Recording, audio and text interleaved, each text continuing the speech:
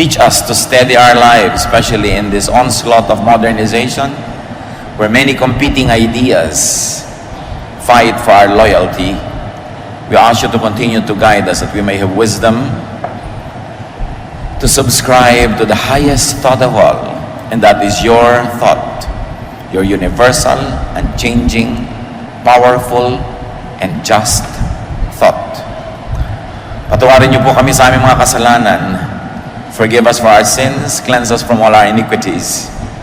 Enable us to see you face to face, to hold your hand, to experience your Spirit. Embrace us with your love, O God.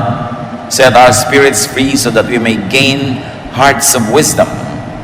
Lead us now, teach us. May your voice be heard. We ask you to be the true and only preacher, O God. Use your servant only as your instrument. At nawa, Panginoon, ang iyong pong kaluwalhatian, kabanalan, karunungan, maghari sa aming kapaligiran. Restore our strength, sharpen our minds, lead us unto greater godliness. In the name of Jesus, your Son, we pray with thanksgiving. Amen. Gaano karami po mga pamilya nagkakasiraan, magkakapatid, magkakamag-anak, maging mag-asawa, mga in-laws, dahil sa kadaldalan, dahil sa katabilan, dahil sa pagpapakawala ng mga salita na mas mabuti pa dapat na hindi pakawalan. How to have peace in the family? One of that, stop talking. Stop bad-mouthing. Dapat na tayong tumigil sa pagsasalita ng nakakasakit, hindi maganda, laban sa ating kapwa. Sinasabi man natin ito ng harapan o sa likod niya, parehong hindi maganda ang bunga. Proverbs 11:12, a man who lacks judgment derides his neighbor, but a man of understanding holds his tongue. Tunay nga, ang tao-tao na walang bait sa sarili ay nanglalait, nangiinsulto, nananakit ng kanyang kapwa. Pero ang matalinong tao ay pinipigil magsalita. Kung ang sasabihin niya ay maglalayo lang ng loob ng kapwa at hindi naman maglalapit. We have to stop criticizing. Ang gagaling natin sa pamamuna, sa pamimintas. May mga tao na halos ang buong buhay nila, inubos nila sa pamimintas. Pamimintas ng itsura ng kapwa, ng pagluluto ng kapwa, ng ugali ng kapwa. At kung titingnan nyo ang bunga, laging pareho lang. Nagagalit yung pinipintasan, lumalayo ang loob, namimintas din, at walang katapusang bangayan. Kung ito ay ginagamit sa atin, sabi, pag mong aawayin ang iyong kapitbahay, lalo naman ang iyong kasambahay, lalo ang iyong kapamilya, na ang relasyon mo ay hindi kayang palitan buong buhay, kasi meron lang kayong relasyon sa dugo. Sa mga magkakamag-anak, stop gossiping. Lalong-lalo yung mga hipag, mga bayaw, mga magbibilas, na mga sabit sa pamilya, pero sila itong number one na magchismis. Word gets around and comes back, and you will be found out. Wala tayong sinasabi na hindi kumakalat tapos babalikan tayo nun. Kung sa palagay nyo ang inyong kausap ay pwedeng pagtiwalaan, think again. Lahat ng binibitawan nating salita nakakarating dun sa taong pinag-uusapan. Ang nagiging bunga, nagtatampo, nagagalit, gaganti, magsasalita din laban sa'yo, makakarating ngayon sa'yo, magsasalita ka uli ng pabalik-balik at hindi ba na kayo napapagod sa walang katapusang pagtutunggali. Relationships will sour. People will become distant. Those that are supposed to be kind become unkind. Those are supposed to help don't help. And this is not the kind of life we want. Proverbs 20:19, a gossip betrays a confidence. Yan daw mga sit-sit, mga chismosa. Pinagtataksilan yan ang nagsasalita, ang nagtatapat o ang nagtitiwala. Kaya hindi marapat na patuloy na inuulit-ulit ang mga kwento. Kung makarinig ka man na isang bagay tungkol kay person A, sa'yo na lang. Huwag nang dalhin kay person B or C. Dahil makakarating din yun kay A. Stop gossiping, especially about in-laws. Kumisan, paboritong gawin niya ng mga magbibilas, pagchismisan ng mga hipag nila. Kung may magkakapatid, yung mga kanya mga asawa noon, pag nakikita-kita sa mga libing, sa lamay, kasalan, reunion, kunwari, nagkukwentuhan ng tahimik, pero ang pinagchichismisan nila, yung pamilya na sinamahan naman nila. Kung kayo napakasal sa isang pamilya, mahalin nyo yung pamilya na yon. At hindi nyo kailangang ibunyag o pag-usapan yung mga kahinaan ng pamilya na yon na paboritong gawin talaga ng mga dalahirang hipag at mga magbibilas. You've got to love the family that you got involved in because you are a part of that family. And keep sensitive matter within the family. Kailangan meron tayong pagtatapat, meron tayong loyalty sa ating mga pamilya. At nang sa ganon, magkaroon man ng problema, the family is united. One of the most difficult things in life is that when there is division within the family itself. Ang mga pamilyang magkakasama, united, nalalampasan, natatawid ang kahit anong problema. Pero pag sila na ang naging problema ng isa't isa, mas mahirap na yun solve. So you want to have peace? Stop hurting with words. Dapat na, lalo at meron na tayong record nito na tumigil ng pananakit ng kalooban ng kapwa sa pamamagitan ng mga salita. Tama na. Lalo kung kayo above 40 or 50, talagang dapat natuto na tayo sa buhay. Tama na ang mga parinig. Dahil nakakainis yan. Tama na ang mga pasaring, ang mga parunggit, at mga pahaging, mga padaplis, o kaya diretsong mga patama. Tama na ang pambabara. Merong mga member ng family natin ang hilig mambara. Pag may mali ka, babarahin ka. Pag may sinabi ka, babarahin ka. Tama na ang panghihiya. We must stop hurting people's feelings with what we say. Yes, there's freedom of speech. Yes, you may say what you want to say, but do you really want to alienate people from you? Do you really want to insult or hurt people so that you can say your truth? If it's true at all. And even if it's true, it doesn't entitle you to declare it anytime, any moment, anyhow. Because for everything there is season and a time for every matter under heaven. Sabi ng Desiderata, speak your truth quietly. Hindi kailangang ipagsigawan.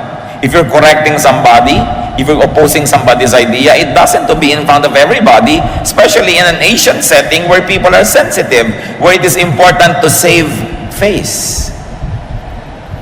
Proverbs 12:18, reckless words pierce like a sword, but the tongue of the wise brings healing. Pag daw hindi iningatan ang pagsasalita, pagpadalos-dalos, daig pa ng mga salita ang matatalim na mga espada, sumusuga, na pagdurugo ang ating kapwa. Pero ang tao daw matalino, pag binitawan ang salita para magpagaling, hindi para manakit, hindi para lumala. Why hurt others with your mouth when you can heal wounds with the same mouth? What will you really get? What kind of satisfaction or pleasure or happiness will you get out of hurting people, embarrassing people, and becoming disrespectful? Stop talking too much. You want world peace? Just got to have what you say. Peace will be achieved. Proverbs 10:19, when words are many, sin is not absent. But he who holds his tongue is wise. Control the urge to talk negatively about others. Control the urge to talk negatively to others. In this kind of setting, unsaid words are treasures. Released bad words are garbage and pollutants. Ang mga pangit, masakit na salita na hindi natin binibitawan ay parang kayamanang itinatago mo. Pero ang mga pangit at masakit na salita na binitawan mo na ay parang basurang ikinalat mo na. At kahit anong sorry, kahit anong gawin mo later on, nakakalat na, hindi mo na mababawi. Isang senyales ng kamangmangan ng foolishness, yung pagsasalita ng hindi iniingatan.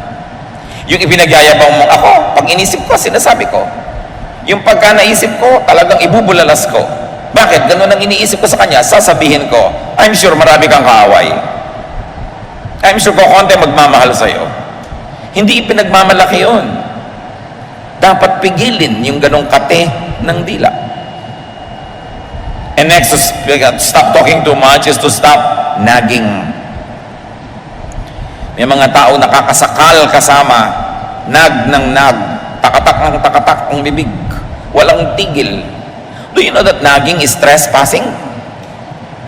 Because the sound of your voice enters the private ears of people around you. Paglampas yan sa iyong mga boundaries. And stop nagging, especially if you are being ignored, unheeded, exactly because you nag. Alam niyo po ba na maraming bungangera talagang hindi pinapakinggan kaya lalong nagbubunganga? Ang hindi nila naaalala, kaya nga sila hindi pinapakinggan dahil naiinis sa pagbubunganga nila.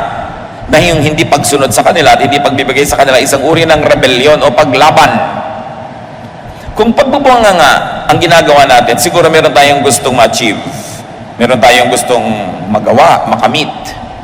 Pero pagka hindi nagwa-work, if your nagging does not bring the product that you want, then you've got to change your approach. Kung yung asawa nyo hindi nagbabago kananag, dapat baguhin nyo ang inyong style. Kung hindi nagbabago ang inyong anak, ang inyong sino man sa kananag, change your style. Now, people who are being nagged, why don't you help this person to stop nagging by giving her or him what he wants? Many people nag because they don't get what they want. Maybe sometimes they are right. And it is also to your credit if you make them stop talking by listening to them if they are right. Pero dapat tumigil tayo ng sobrang pagmamalabis ang bunganga. Kung talagang meron tayong gustong sabihin sa ating kapwa, isang tahimik, payapa, matalinong usapan, walang emosyon, walang sigawan, walang paronggit, sabihin nyo ang inyong niloloob. At nang masabi din naman ng tao ang kanyang iniisip. At tapos ang tama na, huwag nyo na ulit-ulitin na inag. Makakainisan lang kayo. Maraming mga tao, tumanda na lang, hindi pa natututo. Lahat ng naiisip, sinasabi, pero tingnan nyo, may talab ba? Nakukuha ko ba talaga yung gusto ko? Kabubunga nga. At kung nakuha nyo man, baka napilitan lang yung nagbigay, pinagbigyan lang kayo, huwag niyong asahang laging mangyayari uli yun dahil nagbunga nga kayo. Iba yung ibinibigay ng kusa at iba naman yung pinipiga mo dahil ang kulit mo. Masarap yung may okasyon, hindi ka naman humihingi ng regalo, niregaluhan nga kusa, kesa sita ka ng sita, bakit ako di man niregaluhan? Hindi ka na nga niregaluhan, dapat makahalata ka. Dahil kung gusto ka na magregaluhan, mahirap ba magkusa? So kung paulit-ulit ka, lalo lang maiinis yung tinatanong mo, bakit tungkulin ba niya, niregaluhan ka? Nasa batas ba yun na dapat niyang gawin? Minsan marami tayong demands. Bakit ako hindi mo dinadalaw? Bakit ako hindi mo nginingitian? Bakit pagka ako kasama mo, tahimik ka lang? Ang tanongin natin sa sarili natin, ba't masaya siya pagkasama niyo yung iba, tapos pagkasama kayo, wala siyang gana? Ba't siya mabait sa iba, sa inyo hindi? Kasi kung mabait na siya sa iba, ibig sabihin, marunong naman siya maging mabait. So kung hindi siya mabait sa inyo, sinasadya niya. Kasi marunong naman pala siya maging mabait sa iba. So deserve before you desire. Baka manahimik kayo, mas maging effective pa. Kasi alam nyo, mayroong konting tao na tinatabla ng bunganga, konti lang yon. Mas marami, naiinis sila doon at lalo ka lang sasadistahin. Lalo ka lang bibiguin. Hindi ka bibigyan ng tagumpay. Many people are offended by too much talk so that they will frustrate you. They will never give you what you want because they rebel against your mouth. So be wise. Don't just talk, but achieve results. And most of the time, gentleness, quietness, kindness will go far, very far, much farther than a speech. Isa pa pong dapat nating matutunan, lalo tayong mga Pilipino, stop asking too much. Stop asking too many questions. Yes, parents and family members are stakeholders in people's lives, and up to a point, they are entitled to ask questions. But some pieces of information are better off volunteered rather than coerced from people. May mga bagay-bagay, mga ideya at impormasyon na mas masarap, mas matamis kung kusang ipinaalam. Kesa piniga nyo ng piniga yung tao para lang malaman nyo yung gusto nyong malaman. Maraming kanya mga nanay. Anong binili mo? Kung ano-ano po. Ano nga? Ganito po. Magkano? Ba't ka bumili noon? Etc. etc. You know, up to a point that might be done, especially kung ang kausap nyo bata, formative years. Pero pag may edad na, matuto tayong maggalang kahit ang sarili natin mga anak. We should give them privacy. Hindi tayo tanong ng tanong, saan ka galing? Yung mga iba, kung tinatanong lang tayo para mailayo tayo sa panganib, mabuti, okay lang. Pero iba talaga maurirat lang. Malaman lang nila. At itong nakakainis sa mga kamag-anak, may dalawang nag-uusap sa isang sulok. Lalapit yung pangatlo, anong pinag-uusapan nyo? Hindi mo pa nakakalata na lumalayo na nga sa'yo, tapos magtatanong ka pa. Pagka meron kang niyaya doon sa malayo, kinausap mo, paglayo mo, tatanungin niya, anong sabi sa'yo? Mga kapatid, tandaan nyo to, pag hindi sinabi sa inyo ng kusa, huwag nyong itanong. Galang lang yon. Sakit yan ng mga mangmang, yung nagtatanong nang hindi naman ibinibigay sa kanila yung sagot. At kung nakakahalata kayong ayaw kayong sagutin, tumigil kayo ng katatanong. Wala kayong karapatan na pasukin ang kaloob-looban ng utak ng inyong kapwa. Kahit pa nga inyong asawa, kahit pa inyong anak, kahit pa inyong magulang, lalong-lalo kung di nyo naman talagang ano-ano. Dahil kung gustong sabihin sa inyo ng tao ang isang bagay, hindi mahirap na kusain niya na sabihin. So maaaring hindi sinasabi dahil talagang sadya niya na ayaw ipaalam sa inyo. At mga kapatid, kung may araw ipaalam sa inyo, huwag nyo nang alamin. May dalawa kayong pinsan na namasyal, hindi kayo kasama. Bakit nyo paaalamin? Para sumama loob nyo? Tapos para magtanong kayo, ba't hindi nyo ako isinama? Exactly, kaya ka namin hindi isinasama kasi nagtatanong ka ako, ba't hindi ka kasama? It doesn't work. Stop disrespecting people's privacy. Kahit ka nanay, kahit ka tatay, may hangganan. May paggalang ka dapat sa iyong kapwa. Huwag mag-urirat. At huwag laging sumabat sa usapan ng may usapan. Pagka mayroong tao nagte-text, huwag niyong silipin kung ano ang itine-text. At sa bahay niyo, kung may telepono, may tatawag, kinakausap yung isang tao, sikapin niyong lumayo para hindi niyo marinig. Hindi yung lalo pa kayong lumalapit, kunwari doon kayo naglalagay ng mga bulaklak, nagtatanggal ng mga alikabok, para talaga marinig nyo. Ugali talaga yan ng mga mangmang. Kung meron tayong paggalang sa sarili at sa ating kapwa, pag may nag-uusap at naririnig mo at hindi ka kasama sa usapan, gumagawa ka ng paraang lumayo para di mo marinig. Respeto ang tawag doon. Importante. Pag may nakita ka nakikipag-usap, lumayo na, paglapit sa'yo mo, bakit? Sino yung kausap mo? Hintayin namang ikwento sa'yo kasi pag hindi ikinwento, hindi yung para sa'yo. Proverbs 20:19, avoid a man who talks too much. And if you're going to avoid somebody who talks too much, all the more that you avoid somebody who asks too much. Maraming mga tanong na hindi dapat itinatanong. May ipinapagawang bahay yung isang tao, mapapadaan kayo, tatanong agad, magkano na nagagastos mo? Anong pakialam mo? Magtanong ka lang kung magdo-donate ka. Pag sinabing kapos na nga kami, nalaman mo, may padanagutan ka na tuloy ngayon. O teka, ito yung savings ko, bibigay ko sa'yo. Doon ka pala magtanong. Pero kung hindi ka magbibigay, huwag ka magtanong. Ang dami-dami nating itinatanong sa kapwa, magkano ang sweldo ng asawa mo sa Saudi? Anong pakialam mo doon? Ang dami nating mga kamangmangan na dapat tayong magising, mga nakakainis na ugali ng ating lahi. Sobrang manghimasok sa buhay ng may buhay. No? Para may sarili na yung mga tao, private transaction nila yon, hayaan natin sila. Di ba kayo masasarapan nung nananahimik kayo biglang may lalapit? Alam mo, kanina nakausap ko si ganon, ganito na pag-usapan namin. Pino-volunteer. Ibig sabihin, gusto nila talaga kayong isali. Gusto talaga kayong pagtapatan o kaya ay hingi ng inyong opinion. Kasi alam nyo mga kapatid, pag ang ugali natin masyadong maurirat, matanong, laging masalita, ang tendency lang ng kapwa, paglihiman tayo. Layuan, iwasan. Gusto nyo ba yun? You want peace in the family? Stop talking back. Especially when you're in a foul mood. We all have moods. And peace in the family is promoted and kept when you allow people to have their moods and you don't have the same mood at the same time. When somebody is angry, try not to be angry or angrier. Let the person be angry for now. Bukas ka na. Pila-pila, kanya-kanyang panahon. Hindi mabuti yung nagsasagutan. When people in the family, when people in a certain circle of friends are in a bad mood, it's better to be quiet. Pag galit tayo, pag masama ang ating loob, ang gusto natin ibulalas. Hindi mabuting approach. nasaktan ang loob mo, may gusto kang sabihin, meron kang panukala, sabihin mo pag hindi ka galit. Pakiramdaman mo rin yung kapwa mo kung maganda yung mood niya bago ka magsalita, para ang kauwian ng usapan ninyo ay magandang solusyon, magandang bunga, hindi pagkakagalit. At pag may nagsalita ng isang napakapangit na salita, ang tendency natin na mas daigin yon.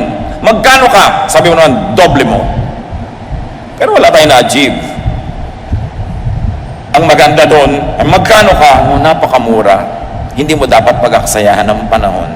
Tapos ang usapan. Proverbs 15:1, a kind answer soothes angry feelings, but harsh words stir them up. You know, anger is like fire, but unkind words coming from another person is like wind that fans the fire and makes it force. So avoid talking back, avoid answering back if your words would not be kind, if your words would not be conciliatory or diplomatic, if your words would embarrass others or hurt feelings or alienate people, better not talk. That is to your credit, that you could control your tongue for the sake of world peace. And in that case, just for the sake of family peace. So stop out-talking each other. May ipinanta sa'yo ang iyong kapwa. So thank you for telling me. I'll try to study it. Perhaps I will improve. But if somebody criticizes you and you answer with an even harsher criticism, you know where it will lead to. So speak your truth quietly and in the correct time.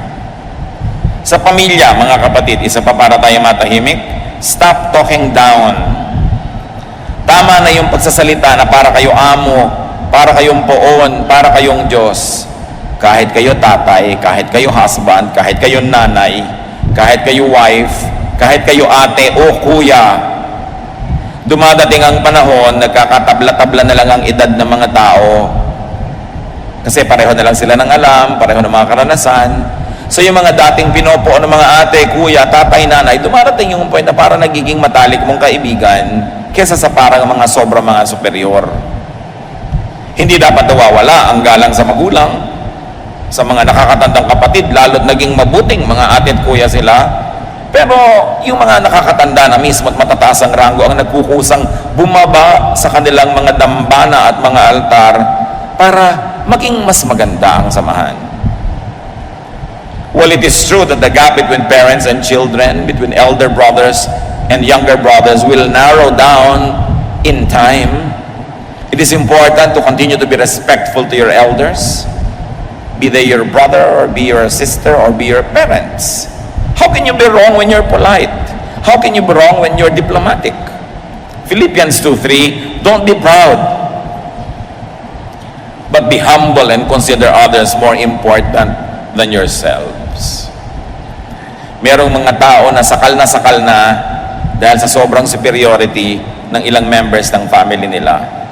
Mga tiya na nung bata ka, kinokontrol ka, dinidiktahan ka. Ngayon 30 ka na, 40, dinidiktahan ka pa rin ng tiya mo. At kung nag-60 ka na, siya nabuhay pa ng 80, didiktahan ka pa rin. Dapat natitigil yan. Dumarating ang panahon, nagkakatabla-tabla. Hindi ka man agree, hindi ka man sang-ayon sa pamumuhay ng nakakabata sa'yo. Pag sila'y nasa edad na, hayaan mo sila. Kung hihingi nila ang iyong payo, salamat. Kung hindi, at lagi mong ibinibigay nang hindi naman hinihingi, lalayuan ka lang.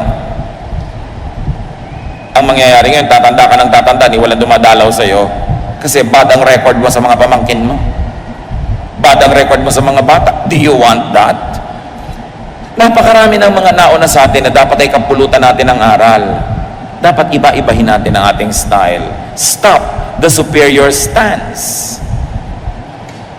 Age and rank levels off, even between parent and child. But parents will always be parents and should be honored as parents. Remember, ang nagbo-volunteer na bumaba, yung nakakataas, pero yung nakakabata, yung mas nasa baba, huwag kayong mga sasampahin yung mga nasa taas at pakialaman sila at lampasan pa sila. Hayaan nyo, if they volunteer, they want to be more friendly, they want to be more accessible, but it's not for you to scale their Olympus. Ang lahat dapat lumagay sa lugar.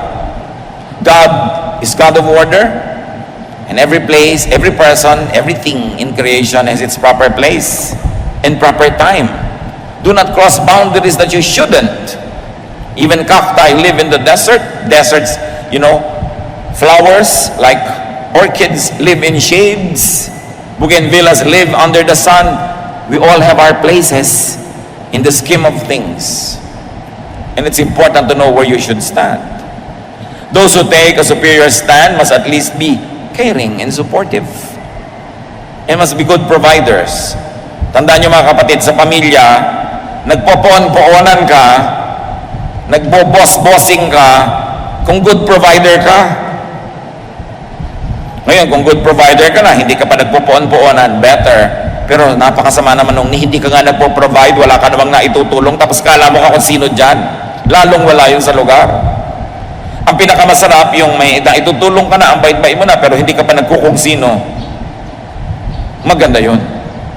Pero yung akala mo kung sino, wala namang naiaabot, wala namang naitutulong, bunganga ng bunganga, wala namang binibigay, sobrang mali. At maraming ganong kamag-anak. Kala mo kung sinong alam nila ang lahat, kala mo kay Rurunong, si sermon na nila mga kamag-anak nila, hindi naman nila tinutulungan. Earn your right to be heard. It's not a birthright to impose your mouth on other people's ears. You earn it. You earn it with your intelligence, with your wisdom, with your kindness, with your charities. But so much better if you have already earned it, but you don't use the privilege and you remain humble and nice. So kaya kayo nagpapakabathala sa inyong pamilya, tandaan nyo, pinagmulan ng bathala ay bahala. So sige, bathala ka sa pamilya, pero ikaw ang bahala sa gastos. Ikaw ang bahala sa mga bayarin. Bahala ka sa mga kung ano-ano mga pangangailangan. Ibig sabihin kasi ng bahala, responsible. Meron naman mga member ng family, wala man lang naiaambag pambayad ng kuryente o tubig. Akala mo pa kung sino mga poon. Lalagay ka dapat sa lugar. And especially in the family where relationships are permanent, stop the disrespectful language. More than anything, we remember being hurt by words. Human memory remembers pains, but very especially pains inflicted by the tongue of other people. So you don't want to be remembered negatively. You will pass this way only once. Why make enemies when you can make friends? And in the family, stop the shouting. Mga mag-asawa, kung nagsisigawan kayo, tumigil kayo. The meaning of a word will not change whether you said it softly or loudly, but emotions get affected when you shout. So why don't you just speak your truth quietly? You will achieve better results by not shouting. Shouting is primitive. May nasalubong kayong cobra, sigawan nyo na ubod lakas, baka sakali masindak nyo at umalis. May nasalubong kayong gorilla, sigawan nyo. May nasalubong kayong halimaw, sigawan nyo. Pero yung kausap nyo, asawa nyo, bakit nyo sisigawan? Kausap mo, anak mo, ba't mo kailangan sigawan? So kung galit na galit ka, mamaya ka nalang magsalita.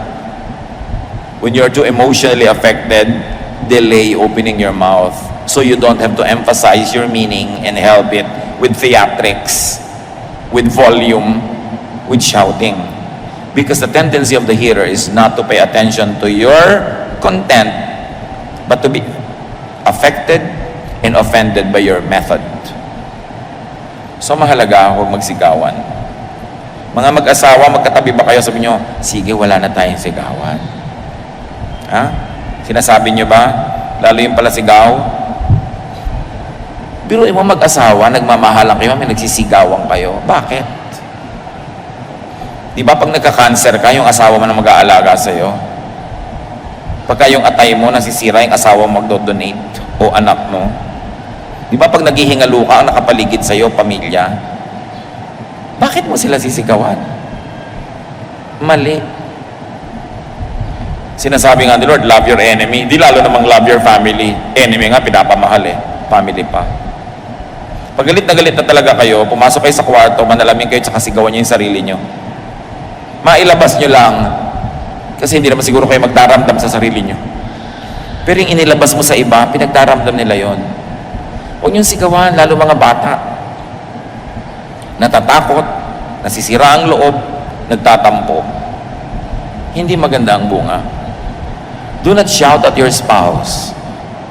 Do not shout at your children. And very especially, do not ever shout at your parents.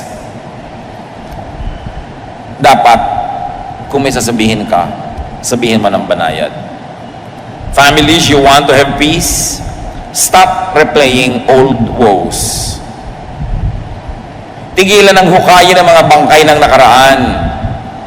Yung mga dating sama ng loob, dito yung nakikita-kita nalang inuungkat. Mga bangkay na naaagnas na, hinuhukay pa sa libingan, pinaglalakad muli. Philippians 3:13, but one thing I do, forgetting what is behind and straining toward what is ahead. Sabi ni Paul, alam niyo kung meron akong ginagawa, nililimot ko na yung nakaraan. Tapos na eh. Bakit ko pagagalitin uli ang sarili ko? Bakit ko pagagalitin uli ang mga katabi ko at mga kausap? Ano ang uuwian ng sasabihin ko na pabalik-balikan kong galitin ang sarili ko? Malulugi lang ako, magagalit lang ang kapwa ko. We should be wise. Stop the blaming. Tama na ang tuusan. Tama na ang sumbatan. Lalo't na isumbat nyo na minsan. Pag naisumbat nyo na, payad na. Pag isinumbat nyo uli, kayo na yung may utang. Tama na yan. Dapat tayong tablan ng salita ng Diyos. Hindi na didinig sa kanang tenga, lumalabas sa kaliwa at igigiit pa rin natin ang katigasan ng ating mga ulo. Baliwala ang lahat. We should move forward and stop provoking family members for showing their ugly side. Proverbs 15:1, a kind answer soothes angry feelings, but harsh words stir them up. Pag daw mabait, banayad, mapagpakumbaba ang ating sagot, galit man yung tao, huhupa rin ang galit. Ang goal natin, magkasundo, hindi mag-away. So bakit ka magsasalita nung magpapagulo lalo at hindi magbibigay ng kapayapaan? So in the family, stop arousing people to anger, to envy, to jealousy.